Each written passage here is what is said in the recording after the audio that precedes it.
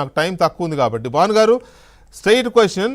నాకున్న సమాచారం ప్రకారం భార్యా పిల్లల ఒత్తిడి మేరకు అసలు బోర్డుకి కానీ ఎవరికి ఇన్ఫర్మేషన్ లేకుండా డైరెక్ట్గా ఆయనే సబ్ రిజిస్ట్రార్ ఆఫీస్ దగ్గరికి వెళ్ళి రిజిస్ట్రేషన్ చేసేసి స్వామివారి పేరు మీద డాక్యుమెంట్ తీసుకొచ్చి బోర్డు వారికి ఇచ్చాడు. వన్స్ రిజిస్టర్ అయిన తర్వాత రిజెక్ట్ చేసే అవకాశం లేదు అని బోర్డు ద్వారా చెప్పి నాకు తెలిసిన విషయం. అది నిజమేనా? అలా చేయొచ్చా? Yes are no? చేసేదానికే లేదు. 5 లడ్లు బ్లాక్లో అమ్మితేనే 14 రోజులు రిమాండ్ ఇచ్చేటటువంటి సంఘటనలు ఉన్నాయి. 5 లడ్లు స్వామివారి సొత్తు కొట్టేస్తే వాడిని తీసుకొని రాజీ ఎట్లా చేస్తారు? రాజీ గురించి మాట్లాడాలా, దయచేసి మీరు అర్థం చేసుకోండి. స్వామి వారికి సంబంధం లేకుండా స్వామివారికి ఒక్క నిమిషం సార్ మురళి గారు, ఛాన్సే లేదు. స్వామి గారు ఒక్క నిమిషం ఆగండి, దయచేసి ఆగండి, క్లాస్ టాక్ వద్దు దయచేసి. టీటీడీలో కొన్ని నియమ నిబంధనలు ఉన్నాయి. ఎవరైనా సరే వితౌట్ బోర్డ్ పర్మిషన్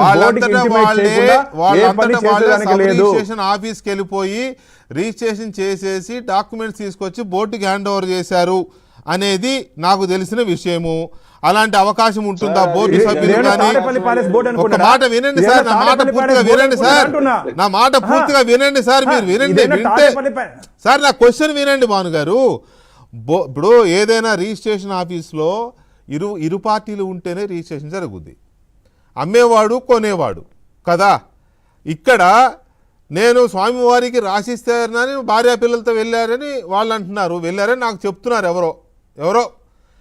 మరి బోర్డు తరపున లేకపోతే ఆలయం తరపున ఈవో కానీ జేఈఓ కానీ ఏఈఓ కానీ ఇంకొకరు కానీ ఎవరైనా వెళ్ళాల్సిన అవసరం లేదా?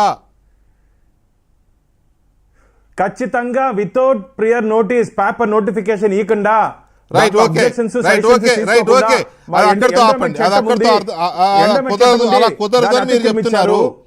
అది కుదరదని చెప్తున్నారు. ఏదో వాళ్ళ డాక్యుమెంట్ తీసుకొచ్చి హుండీలో వేశారు అని కూడా తెలుస్తా ఉంది. అసలు పట్టాభి గారు ఇక్కడ కొన్ని విషయాలు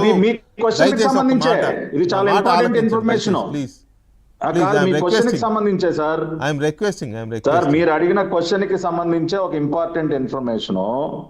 టీటీడీకి ఎవరైనా ఒక ఆస్తి ఇవ్వాలంటే టీటీడీలో ఎస్టేట్స్ కమిటీ అని ఒకటి ఉంటుంది.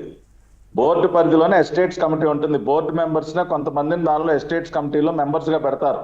ఎస్టేట్ కమిటీ టీటీడీ తరపు నుంచి ఒక అధికారిని డెప్యూట్ చేస్తుంది. ఏది ఈ రిజిస్ట్రేషన్ ప్రక్రియ పూర్తి చేయడానికి. ఆనాటి ఎస్టేట్స్ కమిటీలో సభ్యులుగా బోమన కరుణాకర్ రెడ్డి మనుషులే ఉన్నారు. నేను అదే అడుగుతున్నా, ఆ విషయం తెలుసుకోవడానికేనండి నేను ఇంతసేపు అడిగింది. ఈవోనా జేఈఓనా ఏఈఓనా ఎస్టేట్ కమిటీయా ఇంకోటి ఏదో కమిటీ, వీళ్ళెవరూ లేకుండా ఎవడు పడితే వాడు రిజిస్టర్ ఆఫీస్కి వెళ్ళిపోయి నేను వెంకటేశ్వర స్వామి వారికి ఇగో ఈ 10 గజాల స్థలం రిజిస్ట్రేషన్ చేయించేస్తున్నా, సంతకం పెట్టి నాకు ఇవ్వంటే పెట్టి ఇచ్చేస్తా, డాక్యుమెంట్ తీసుకొచ్చేసి ఉండిలో వేసినా లేదా వీళ్ళకి ఇచ్చేసినా అయిపోతుందా, పర్పస్ సర్వ్ అవుతుందా అనేది నా ఫస్ట్ క్వశ్చన్.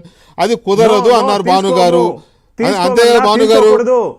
తీసుకోకూడదు, అదే అంటున్నాను. మురళి గారు ఫైనల్ గా ఒకే ఒక మాట, టీటీడీలో అయితే తీసుకోలేము, తాడేపల్లి ప్యాలెస్ బోర్డులో అయితే తీసుకోవచ్చు. టీటీడీలో అయితే మేము తీసుకోవాలి. Right, okay. ఫైనల్ గా ఇంకొక క్వశ్చన్ మీకు భాను గారు. చాలా ఆస్తులు అతనివి, కొన్ని ఆస్తులు మాత్రమే బోర్డుకు రాశారు, చాలా ఆస్తులు ఇంకెవరెవరో అతని చాలా ఆస్తులు ఉన్నాయి, వాటి లెక్కలు తెలియడం లేదు, ఇంకా వేరే వాళ్ళు రాయించుకున్నారని మీరు పలు దఫాలుగా ఆరోపణలు చేశారు. ఆ ఆధారాలు ఏమైనా విచారణ అధికారులకు కానీ కోర్టుకు కానీ మీరేమైనా సమర్పించారా? మా దగ్గర ఉన్నటువంటి సమాచారాన్ని సిబిసిఐడి డీజీ రవిశంకర్ అయ్యర్ గారికి సమాచారం ఇవ్వడం జరిగింది. రవిశంకర్ అయ్యన్నార్ గారికి ఇవ్వడం జరిగింది. ఇంకా లోతుగా విచారణ చేస్తే, ఎందుకంటే ఆయన చుట్టూరు ఆ రోజు పోలీస్ స్టేషన్లో విచారణ చేయలేదు రవికుమార్ని, పక్కన గెస్ట్ హౌస్ లో పెట్టుకుని ఏ ఇన్నోవాలో తిరిగాడు. మీరు చెప్పేదాని ప్రకారం స్వామివారికి రవికుమార్ ఇచ్చిన 14 కోట్ల రూపాయల కార్డు వాల్యూ ఆస్తులు కాకుండా ఇంకా చాలా ఆస్తులు ఉన్నవి, అవన్నీ వేరే వాళ్ళు రాయించుకున్నారు అనే మాటకి మీరు ఇప్పటికీ కట్టుబడి ఉన్నారా? ఎస్, రైట్, ఓకే, కట్టుబడి ఉన్నాను. Right, okay. మురళి గారు ఫైనల్ గా ఈ మొత్తం జరిగిన దాని మీద టెంపుల్ తరపు నుంచి ఎవరూ లేకుండా రిజిస్ట్రేషన్ చేసేసి డాక్యుమెంట్ తీసుకొచ్చి ఉండిలో పడేసిపోయారు అనే దాన్ని మనం ఎంతవరకు విశ్వసించవచ్చు. అసలు హుండీలో పడేసిపోయినోడు అది ఎవడు పడేసాడో తెలియదు కదా, వాడు తీసుకొచ్చి ఇచ్చేదే కదా, మన పలానోడు ఇస్తున్నాడని తెలిసేది. డాక్యుమెంట్ తీసుకొచ్చి హుండీలో పడేస్తే ఎవడు పడేసాడు ఎట్లా తెలుస్తుంది? Point number 1.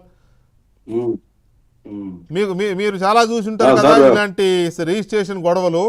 అందుకనే నేను క్లారిఫై చేయడానికి ప్రయత్నం చేశాను. ఈ లోపల చర్చ తర్వాత నేను ఆగా. నాకు దాని మీద స్పష్టత ఉంది. గతంలో హుండీలో వేసినటువంటి ఆస్తులు కూడా టీటీడీ తీసుకున్నటువంటిది ఉంది. దీని మీద చాలా పెద్ద చర్చ గతంలో బోర్డులో జరిగింది. ఏమనంటే కొన్ని వివాదాస్పదమైనటువంటి ఆస్తులు, ఇట్లా కొన్ని సమస్యలు ఉన్నటువంటి ఆస్తులు వస్తున్నటువంటి నేపథ్యంలో వీటిని పబ్లికేషన్ చేయాలనేది ఉంది. ఇక్కడ జరిగినటువంటి లోపం ఏంటంటే పబ్లికేషన్ చేయలే. ఇది నేనేదో ఇప్పుడు వైసీపీ టైంలో జరిగిందా టీడీపీ ఆ చర్చకి కాదు నేను అనేది. ఈ విధానంలోనే కొన్ని లోపాలు జరిగినాయి. ఇప్పుడు ఆ పబ్లికేషన్ చేయలేదు. భానుగారు కానీ పట్టాభి గారు కానీ చెప్తారేమో అని నేను వెయిట్ చేశాను. ఇది పాయింట్ ఏంటంటే, ఎవరైనా సరే ఏ ఆస్తినైనా సరే స్వామివారి పేరు మీద రాసేసో రిజిస్ట్రేషన్ చేసేసో హుండీలో పడేస్తే టీటీడీ బోర్డు ఇగో పలానా ఇప్పుడు చెల్లుబాటు కాదు. గతంలో మా చిన్నప్పుడు చెల్లుబాటు. బాను మర్చిపోయినట్టున్నాడు ఆ విషయాలు. చాలా మంది అట్లా రాసి ఇచ్చినటువంటి వాళ్ళు చాలా మంది ఉన్నారు. పబ్లికేషన్ ఇవ్వాలి పేపర్ లో, పలానా ఆస్తి గుర్తు తెలియని వ్యక్తులు స్వామివారి పేరు మీద రాసి ఇక్కడ పడేశారు అని చెప్పి పబ్లికేషన్ ఇవ్వాలి. ఈ విషయంలో, ఈ చోరీ విషయంలో